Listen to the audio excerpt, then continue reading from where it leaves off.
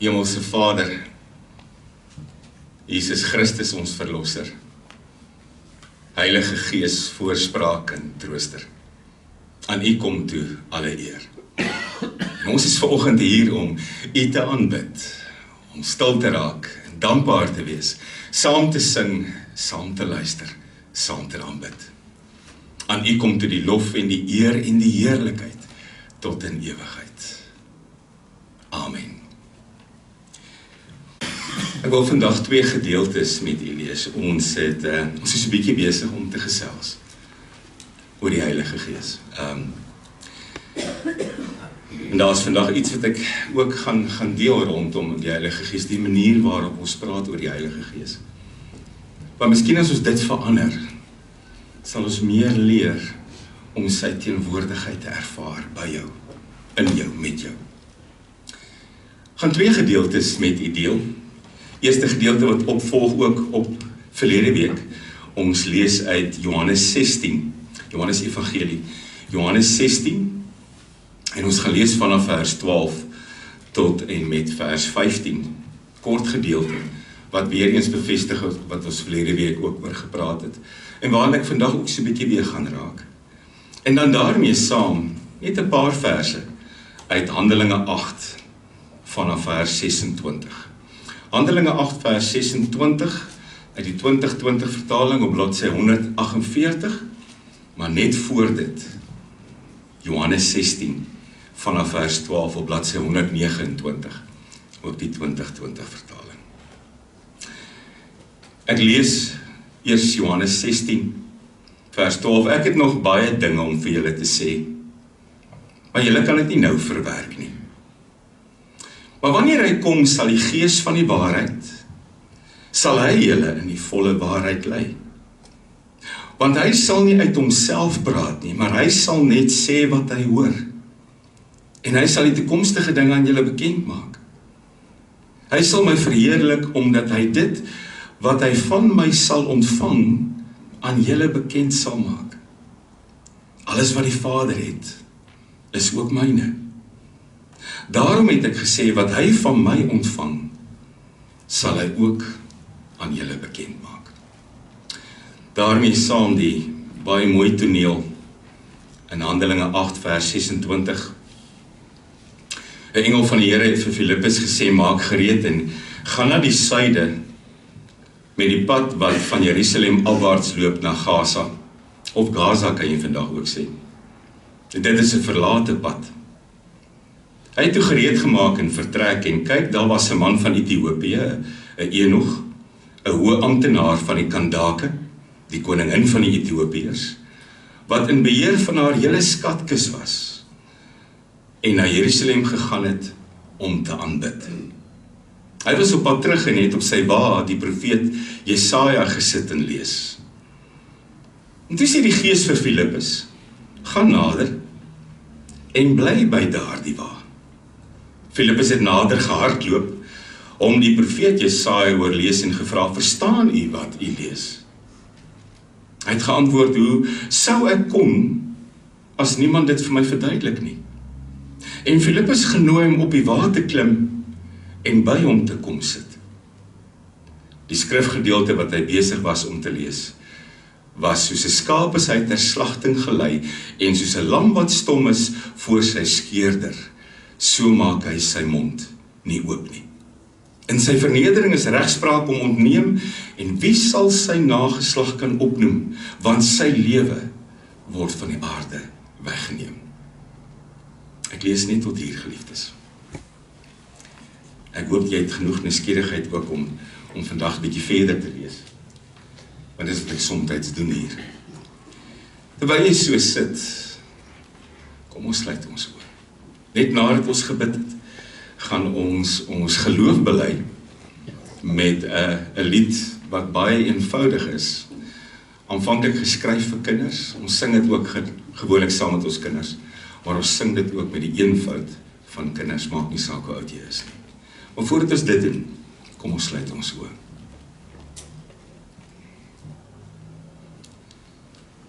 Here, wanneer ons U loof en prys, nie net met woord en sang nie, maar somme in ons gedagtes, met ons gevoel, met al ons sintuie as ons in die oggend wakker word en die grootheid om ons beleef. Wanneer ons dit doen, wanneer ons U lof besing, dan doen ons dit, Here, omdat ons dankbaar is, omdat ons bevoorreg is, omdat ons as eiendom van U losgekoop is en ook so leef. As eiendom van U, Here, het ons ander reëls. Ons lyk anders as die wêreld. Ons word soms anders hanteer as ander mense. En wanneer ons sê ons lyk anders as die wêreld, doen ons dit nie met 'n fariseer hart nie. Ons wil juist dit wat ons koning ons leer, gaan uitleef. Ons wil hierdie andersheid gaan vestig. Ons wil tent opslaan, Here. Is dit altyd maklik? O nee, Here, soms voel 'n mens so bietjie verwerp. Soms voel jy uitgestoot. Soms voel jy ek is nie tuis nie. Soms word jy nie genooi nie. Soms gaan jy nie terug nie. Soms word jy uitgeskuif. Soms word daar vir jou gesê jy pas nie in nie. Ons het dit al almal beleef.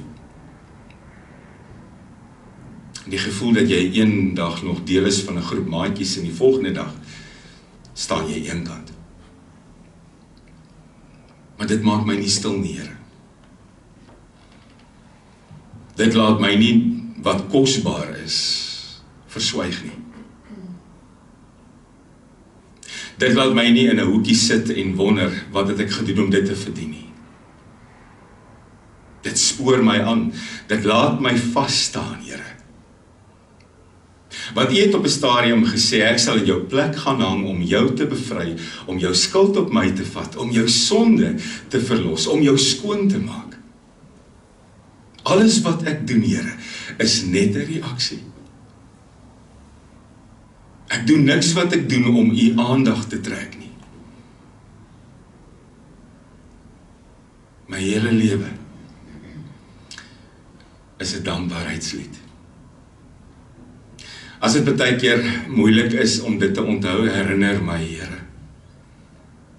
Herinner my, o Heilige Gees, om vas te staan by dit wat ek het en dit wat ek glo.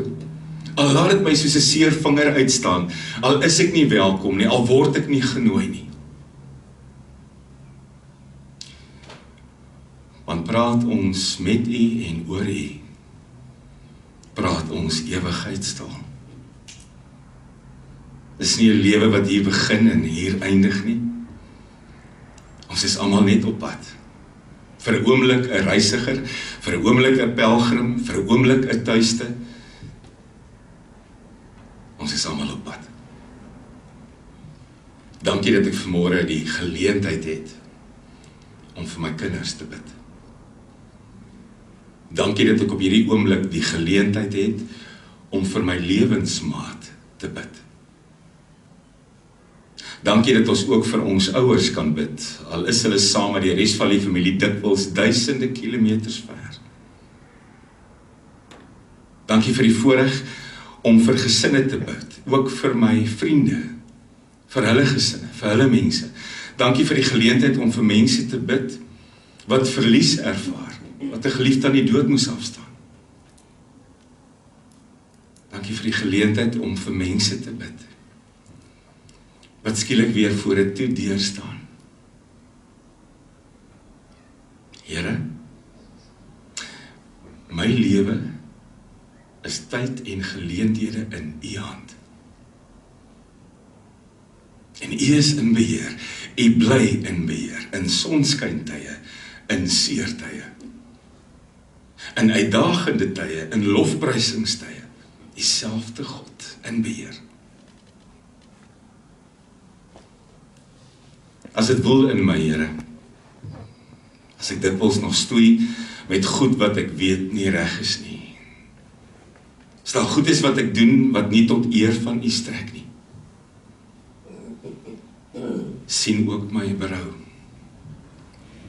hoor my belydenis, werk met my, Laat my besef dat u genade oorvloedig is, maar nie goedkoop nie, Here.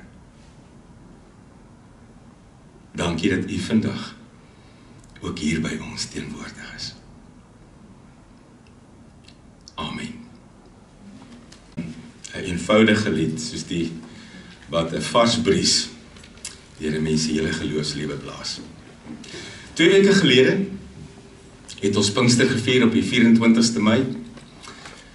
Ons het gevier dat die Heilige Gees uitgestort is, en ek gebruik juist hierdie woord, ek kom nou terug sien toe. Die Heilige Gees uitgestort, en mens lees altyd daarvan in Handelinge 2, is gewoonlik die teks wat hierdie tyd van die jaar gebruik word, van 'n groep mense wat in 'n vertrek by mekaar was, en dan word die Heilige Gees uitgestort. En dan uiteindelik doen hulle ander dinge wat hulle voor die tyd nie kon doen nie. En selfs 'n groep vreemdelinge, vreemde tale, vreemde mense, hoor hulle eie taal, en hulle kan gaan, en hulle kan die evangelie gaan verkondig. Maar ek dink juis, dis hier waar die probleem lê.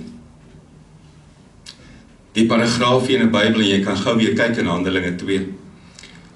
Die opskrif van daai oomblik is altyd die dag toe die Heilige Gees uitgestort is. En ek dink dis die verkeerde werkwoord. Dis miskien hoekom ons soms sukkel om die Heilige Gees as 'n persoon te erken. Want goed word uitgestort. Iets word uitgestort. Goed in 'n glas word uitgestort. Ek sal nooit vergeet nie, ek het eendag huisbesoek gedoen in 'n baie grand huis. Ek dink hulle het gepraat van 'n Queen Anne stelletjie. En ek het 'n beker vol tee uitgestort op daai tannie se bank, en ek mag nooit weer in die huis gesit het nie. Ons het altyd buite gesit. Dis wat gebeur as jy goed uitstort. Gaan jy na die werkwoord toe in Handelinge 2, sê dit die Heilige Gees het hulle daardie dag vervul.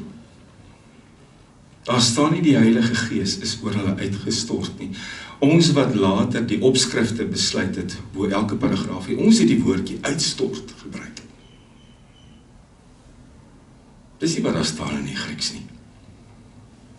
Iets soos 4 tonge het op hulle almal gekom, en hulle is vervul met die Heilige Gees. Nie iets nie. Iemand. Hulle was vervul met die teenwoordigheid van iemand in hulle lewe. En dis hoekom ons in hierdie tyd baie sterk steun op wat Jesus oor die Heilige Gees gesê het, want Jesus het die Heilige Gees kom aanbied nie as iets nie, maar as iemand. En hierdie is die 3de week waar ons stil staan by sy woorde. Ons het vanmôre Johannes 14:16 gelees, Johannes 14 wat hy sê, as ek opgevaar het, gaan ek God vra om vir julle iemand te stuur, die Parakletos, sodat hy by julle kan wees. Verlede week het ons gehoor, Parakletos beteken een wat langs jou staan. Para is langs, kleitos is staan. Dis hoe die Here die Heilige Gees beskryf, een wat langs jou staan. Wat sê Jesus? Voordat ek opgevaar het, kon ek net langs iemand op 'n slag staan. Miskien is daar 'n paar mense om my gestaan het, het ek langs hulle gestaan, maar nie almal kon tegelyk my langs hulle hê nie.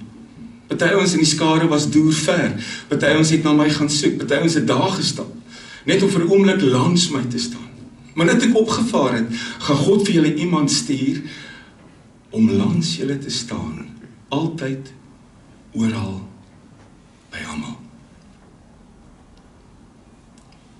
Parakletos. Die een wat langs my staan. Die een wat my troos, die een wat my verteenwoordig, die een wat my raad gee, die een wat my optel, die een wat my beskerm, die een wat so bietjie raas as die tyd nodig is, die een wat met my werk, die een wat saam met my op pad is. En nou het ons verlede week gesê, hy praat oor niemand anders as oor Jesus Christus nie. Die oomblik as jy sê die Heilige Gees praat met my en dit lei nie na Christus toe, moet jy weet, jy luister na iemand anders. Want die Here het gesê, hy gaan my voortdurend julle aan my herinner. Johannes 14. Hy gaan gedurig oor my getuig, Johannes 15. Johannes 16, hy gaan my gedurig verheerlik, omdat hy alles wat ek vir hom gegee het, aan julle gaan gee. Dis wat die Parakletos doen. Hy herinner my voortdurend aan wat Jesus sou doen, Jesus sou sê, Jesus gedoen het, Jesus wil hê ek agterna moet doen. Maar omdat hy langs my staan, is hy ook gedurig saam met my op pad. Dit is baie maklik om te dink, ek besluit gou waarheen ek gaan en ek vra die Heilige Gees kom saam met my. Ek maak gou 'n keuse van die pad wat ek wil loop, ek vra die Heilige Gees kom seën my, kom saam met my. Sit gou 'n paar goeders in plek van die rigting waarna ek wil gaan, vra die Heilige Gees kom saam en hy kom saam. Maar dan besef jy dit werk nie so nie. As hy saam met my stap, is dit dikwels nie my eie pad nie. Ek stap saam met hom. Hy kies die pad. Hy kies die rigting. Hy sê waartoe. Hy sê watter deur gaan toe en watter een gaan oop. Hy wys die rigting aan. Ek is die medereisiger. Hy is die groot besluitnemer. Is so lekker om by Jesus te leer. Is so voorreg om van die Heilige Gees te praat as iemand en nie net iets wat uitgestort is nie. En soos wat God vir Jesus gestuur het om met sy bloed te betaal, om aan 'n kruis te hang, om vir ons sondes te sterf, so word die Heilige Gees, en hy word genoem die Gees van die waarheid, gestuur, om by ons te wees, om ons te vergesel, om vir ons in te tree, om ons te troos, om ons te lei, om vir ons raad te gee. Nou wil ek vir jou sê, hierdie was nie net van toepassing gemaak op die eerste disippels nie. Hierdie was nie net woorde wat waar was vir die eerste ouens wat die kerk moes vestig nie. Hierdie woorde het nie 'n vervaldatum gehad nie. Soos wat hulle in daai tyd uitgesien het na die wederkoms van die Here, sien ek en jy vandag steeds uit na dieselfde wederkoms. Maar nou kom ek weer by die vraag uit wat ons verlede week gevra het. Hoor jy die Heilige Gees? Hoor jy sy stem? Verlede week het ons gesê, daar's honderde, duisende stemme wat elke week met jou praat. As jy dink aan verlede week, was die Heilige Gees se stem een van hulle? Het jy hom gehoor? Het jy geluister? Het jy gereageer? Baie keer reageer ons nie. Want ons deel sy stem in ander kategorieë. Ons praat van goed wat toevallig gebeur. Ons praat oor goed wat gelukkig gebeur het. Die geluksgoeding was baie goed vir my. Ons praat oor goed wat aan die noodlot oorgelewer is. Ons praat van 'n gevoel wat ek gekry het. Daai gut feeling. Ons praat van 'n stemmetjie wat iewester in my binneste opgegaan het. Ons praat van 'n gewaarwording. Ons praat van 'n rilling teen die ruggraat af. Ons praat van intuïsie. Alles maniere waarop ons eintlik probeer om baie keer die stem van die Heilige Gees weg te verduidelik. Want die Heilige Gees praat nie net in tempels en binnekamers nie. Die Heilige Gees praat elke dag, gewone omstandighede. Dikwels as jy met iets anders ter besig is, hierdie gedagte wat jou binne skiet, wat jy sê ek het nie nou tyd daarvoor nie. Dis ook nie nou 'n prioriteit nie. Dis nie die regte omstandighede nie. Ek wil nie nou daaraan aandag gee nie. Dis nie geleë nie. Die Heilige Gees praat op stil paaie, agter stuurwiele en in besige kantore. Vraag is, luister ons. Want jy sien hierdie verduidelikings wat ons gee oor die gevoel wat by my opkom, of die intuïsie wat ek het oor 'n ding, of die gewaarwording, of die toevalligheid van goeders. Het jy al ooit eens so iets gebeur gesê, stop. Kan dit die Heilige Gees wees? Want net jy kan daai vraag vra. Wanneer ons goed doen en wanneer ons goed sê, kan ouens uitwendig met ons werk. Wanneer iemand woorde gebruik, wanneer iemand iets doen, kan jy hulle aanspreek, want die goed sit buite, want jou gedagtes sit binne-in. Net jy kan vra. Kan dit die Heilige Gees wees? Kan dit sy stem wees? Stop. Daar is nie toeval nie. Daar is nie intuïsie nie. Kan dit die Heilige Gees wees? Wat my iets op die hart druk. Want hierdie goed kom uit die bloute uit, en jy sal dit weet. Partykeer duik 'n naam op. Gedagte. 'n gesig. En baie keer dink ek sal vanaand bel as ek by die huis kom, of ek sal môre aandag gee, jy vergeet, en dan hoor jy agterna, op daai oomblik wat hierdie goed gebeur het, of in daai selfde tyd, ruimte, het hierdie persoon iets beleef. Maar dan kom ons met 'n volgende enetjie, ons praat van telepatie. Ek het aan jou gedink, en dan hoor ek agterna, jy het ook aan my gedink. Dis nou toevallig, dis telepatie. Nog 'n manier om die werk van die Heilige Gees te probeer verduidelik. Dis nie telepatie nie. As ek en jy glo, die Heilige Gees is lewend, bedrywig, besig, in beheer van ons lewens. Op watter maniere praat hy nie met ons nie? Tel op daai oomblik die telefoon op. Maak daai oproep. Maak kontak. Hoor hoe gaan dit? Hoor of alles reg is. In Handelinge 8 tref ons 3 karakters aan. Eerste een is 'n baie oulike ou. Filippus. Een van die eerste 7 diakens wat in Jerusalem se gemeente aangestel word, toe hierdie gemeentetjie ontstaan. Diakens wat aangestel is om na mense te kyk, toegerus met die Heilige Gees. En dan word een van die diakens doodgegooi met klippe. Stefanus. Sy eie mense gooi hom dood. Hy word die eerste martelaar vir Jesus, en net daarna ontplof hierdie gemeentetjie soos 'n kruitvat. Mense vat die pad. Dis amper soos 'n graaf wat jy in kole druk, en jy vat daai graaf en jy gooi hom, en elke plek waar daar 'n koeltjie val, begin daar 'n nuwe vuurtjie, en Filippus is een van daai koeltjies, en hy val in Samaria. Daar waar die Jode geleer het, jy kom nooit nie, daar waar Jesus nooit kon wegbly nie.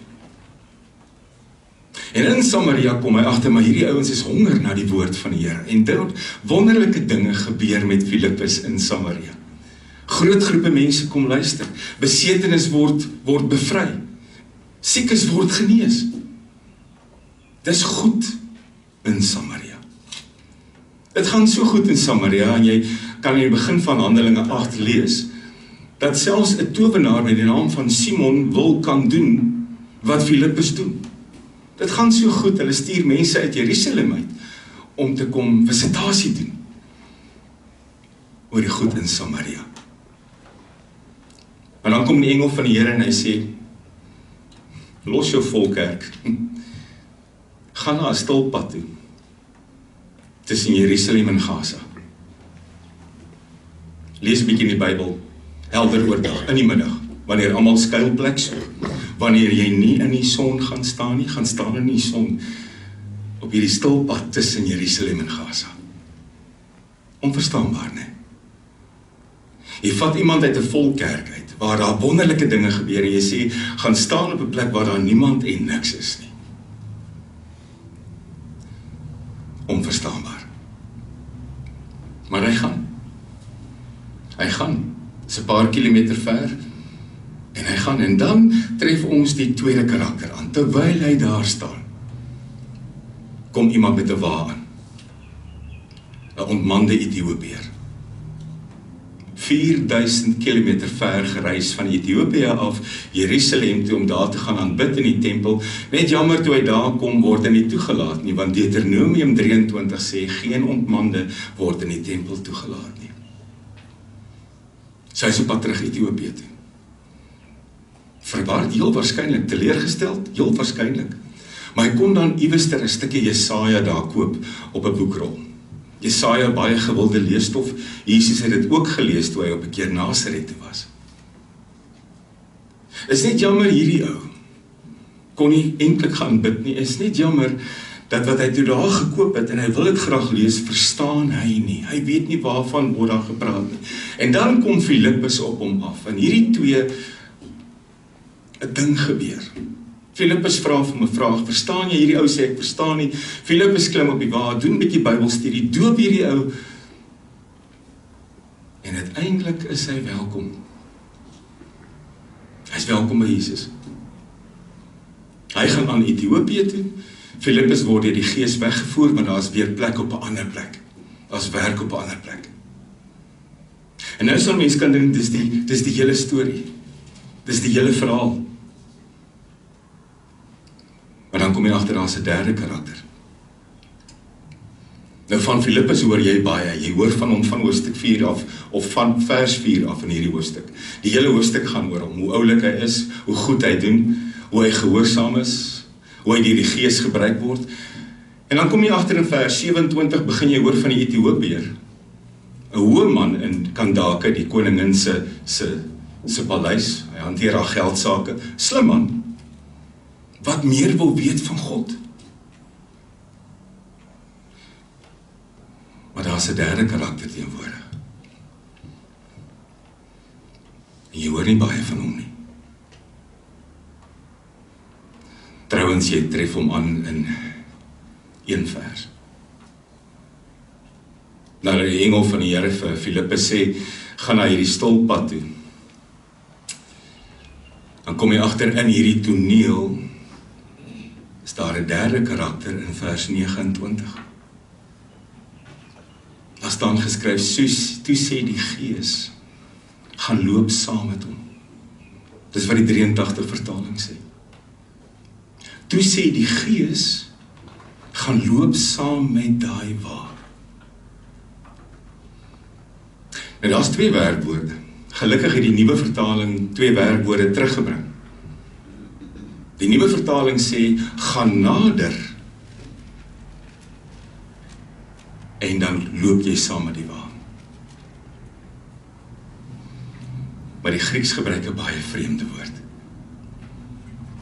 Die Grieks sê, Filippus, gaan nader, en dan gaan gom jy jouself vas aan daai wa.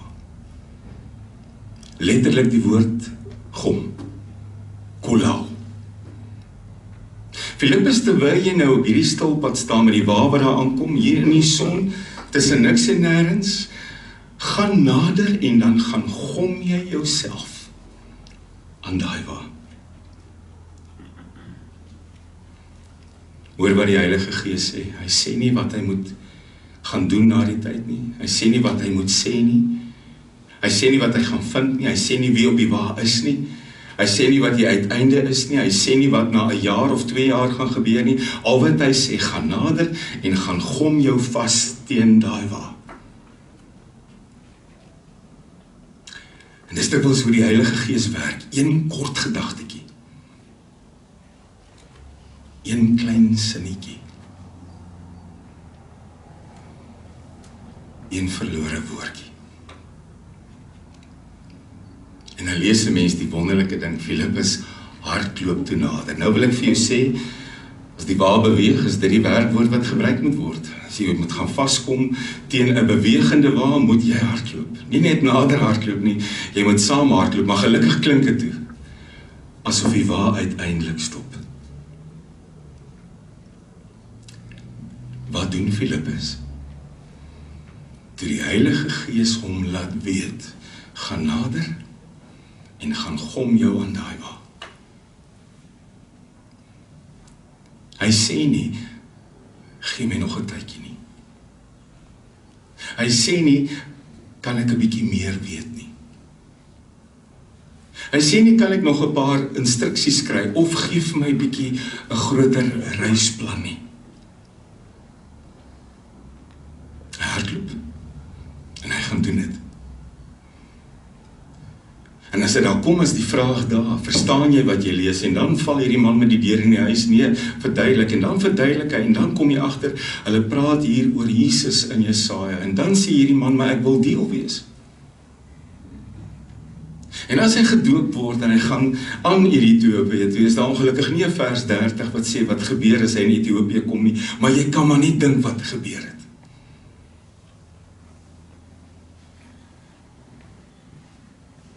Hoe werk die Heilige Gees met my? Wat laat hy my weet? Wat kom op my gedagtes? Met watter gevoel laat hy my? Watter gewaarwording lê in my hart as ek met iemand werk? Hoor ek en reageer ek? Ons het verlede week gekyk na al die maniere waarop die Heilige Gees met 'n mens kan praat, het sy met toeval of gedagtes of intuïsie of gewaarwordings of wat ook al gewetens. Alles kan eintlik opgesom word in 3 hoofmaniere. Die eerste een is, hy praat met ons deur die woord. En dis waarom Jesus gesê het, in Johannes 14 al, as die Heilige Gees deur God gestuur word, gaan hy julle aan alles herinner wat ek julle geleer het.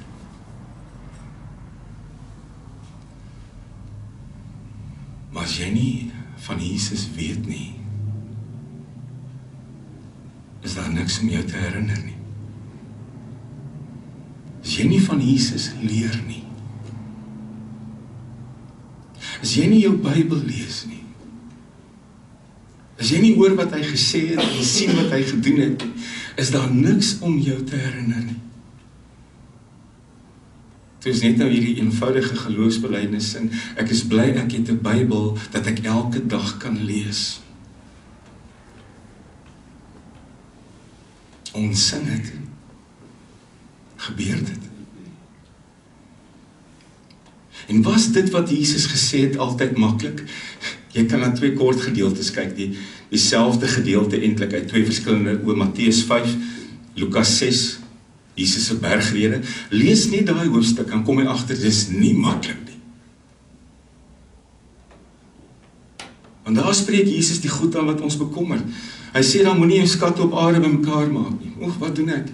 Hy sê, moet jy nie bekommer oor wat jy eet, drink oor die dag van môre nie. Wat doen ek?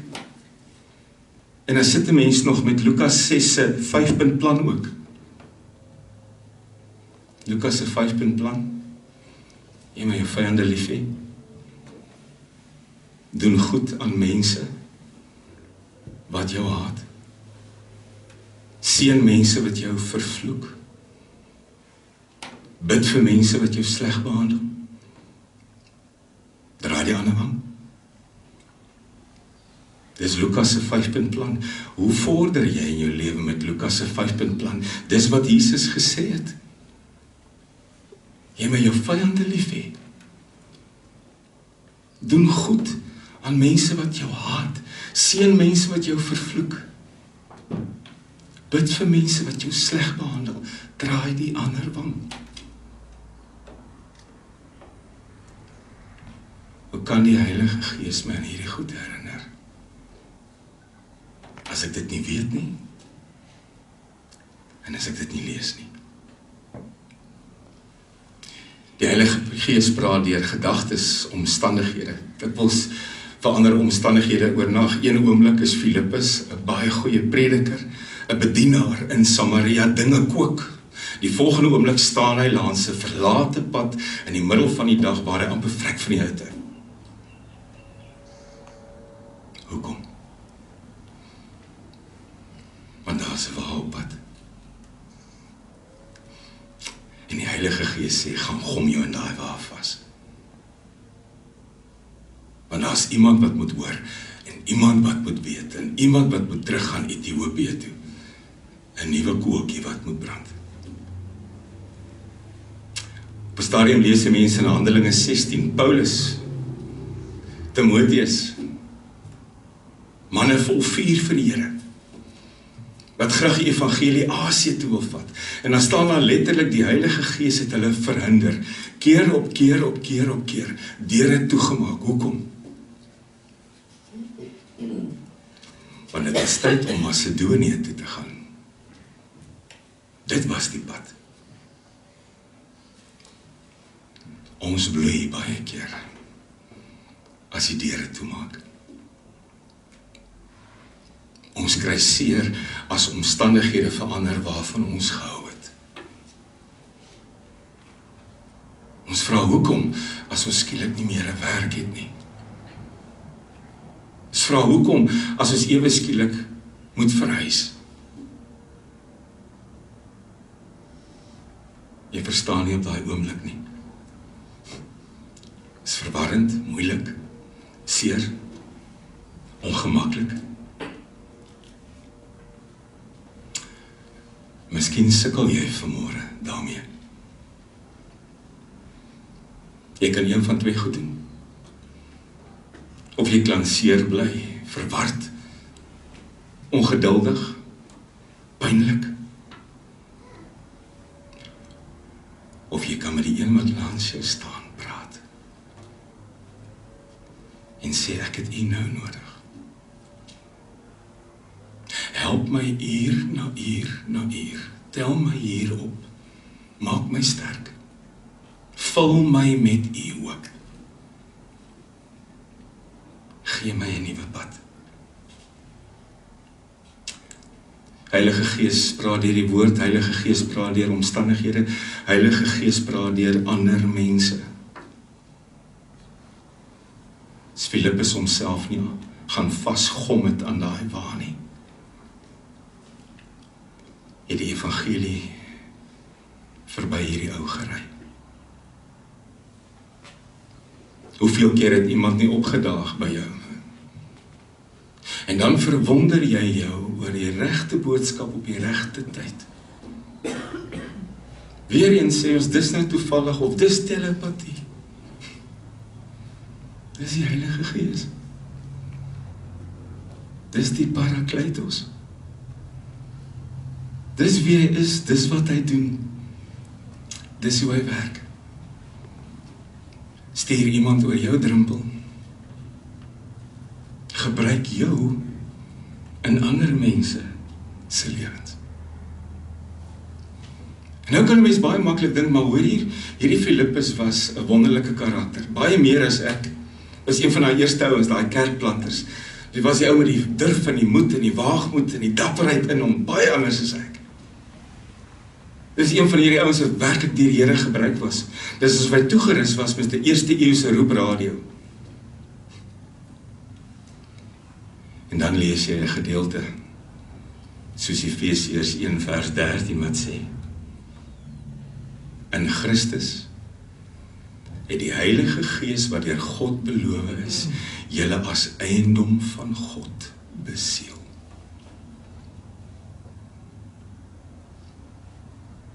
Ek en jy is eiendom. Ons planne is eiendom. Ons dade is eiendom, ons woorde is eiendom, ons lywe is eiendom. Wat gegeld het vir hulle, geld vir my en jou. Daarom, kyk verder as die redes wat ons gee, vir die goed wat ons nie kan verklaar nie. Hou op praat van toeval, of noodlot, of dinge wat reg uitwerk, of gevoelens, of gewaarwordings, of intuïsie, of telepatie. Loof die een aan wie al hierdie stemme behoort. En heilig hom. Amen.